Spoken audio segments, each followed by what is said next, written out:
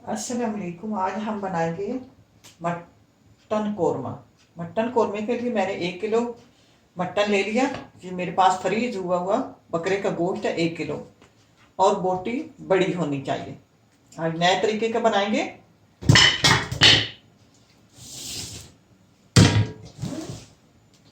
अब इसमें डालेंगे,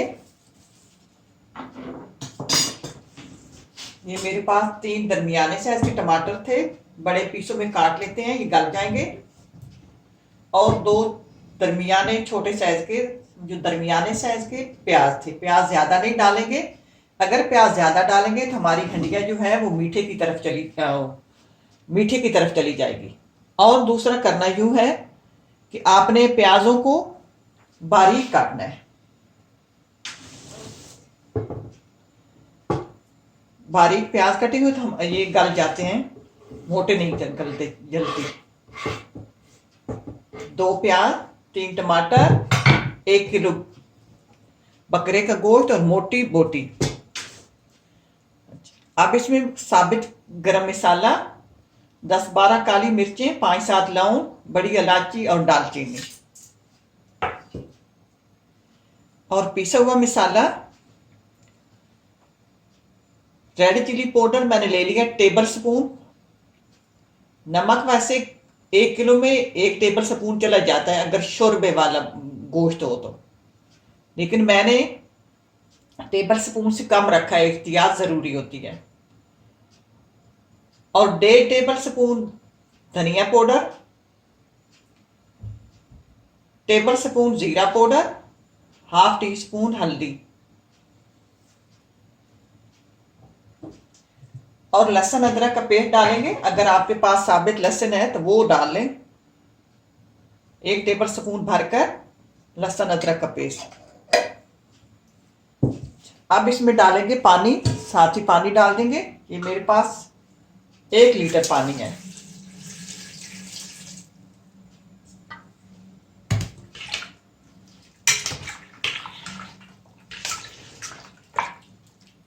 मिक्स करेंगे।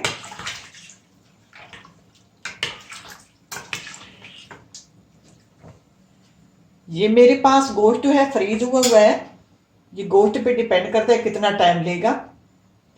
मेरा गोश्त जो है 25 से 30 मिनट इसको गलाना है, ज्यादा नहीं गलाना। फिर इसके बाद में बुनाई भी करनी है, तो फिर बोटी अगर गल जाए ज्यादा तो वो गिर जाती है, सालन में मिक्स हो जाती है, अच्छी नहीं लगती। मैं इससे गाय बगाए देखती रहूंगी। सीटी बजने के बाद इसको मैं 25 मिनट गलाऊंगी। तो कुकर बंद करके मैं चूल्हे पे रखती हूँ हल्की आंच पे 25 मिनट के लिए। अब हम अपने गोश्त को देख लेते हैं।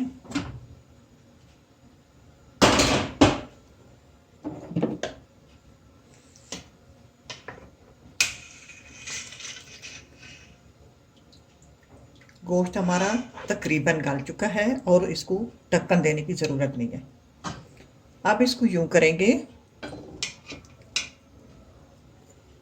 ये जो है टमाटरों के छिलके ये आ जाते हैं, उतर आते हैं। अब इनको ऐसे चिमटे से निकाल लेंगे, इसलिए बड़े पीस थे ना। अब इस गोश्त को हमने इस तरह का चम्मच ले लें, इसको ऐसे थोड़ा थोड़ा फ्राई करते रहेंगे ऐसे। अब ये प्याज जो आलू है इसको थोड़ा फ्राई करेंगे इस तरह करके। जो प्याज है टमाटर है ये मिक्स हो जाएंगे। इस तरह करने से प्याज जो है वो रगड़े जाते हैं, सारे गल जाते हैं। टमाटरों का छिलका, अगर बड़े टमाटर डालोगे तो छिलका जो है नजर आ जाता है, उठा लेता है बंदा चम्मच से।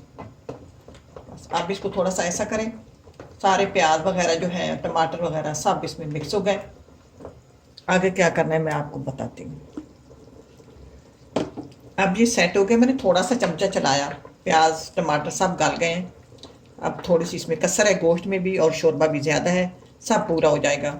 थोड़ी देर इसको बगैर ढक के पकाएंगे। अब इसमें डालेंगे आप तेल, जो भी खाने वाला डालना चाहे वो डाल सकते हैं। मैं इसमें डालूंगी घी, देसी घी, आधा पाव देसी घी।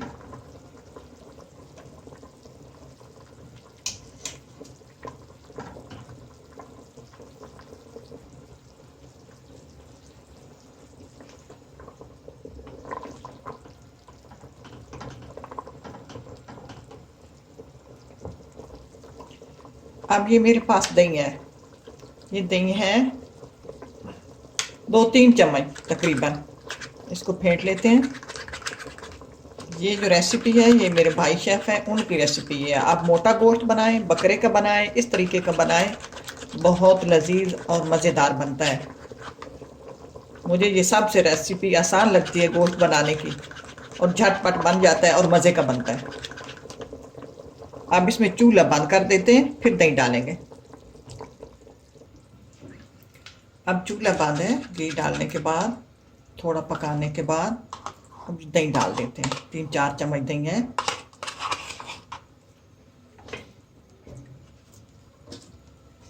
मिक्स करेंगे।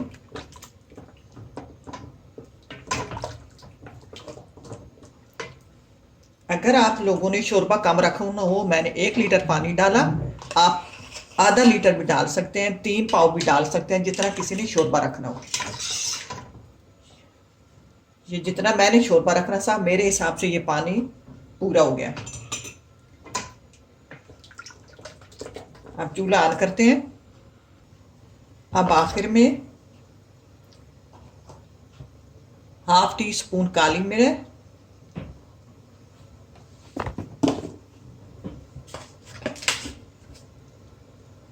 और टीस्पून गरम मसाला।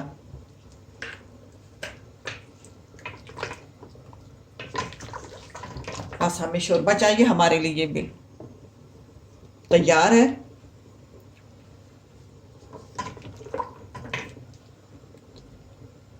अब चूल्हा बंद कर देते हैं, थोड़ा ढक्कन दे देते हैं कि ऊपर तरी आएगी तो फिर डिश आउट करेंगे। तो ट्राई करना, अल्लाह करे आपको पसंद आए। इसी के साथ इजाज़त चाहूँगी। अल्लाह हाफिज़।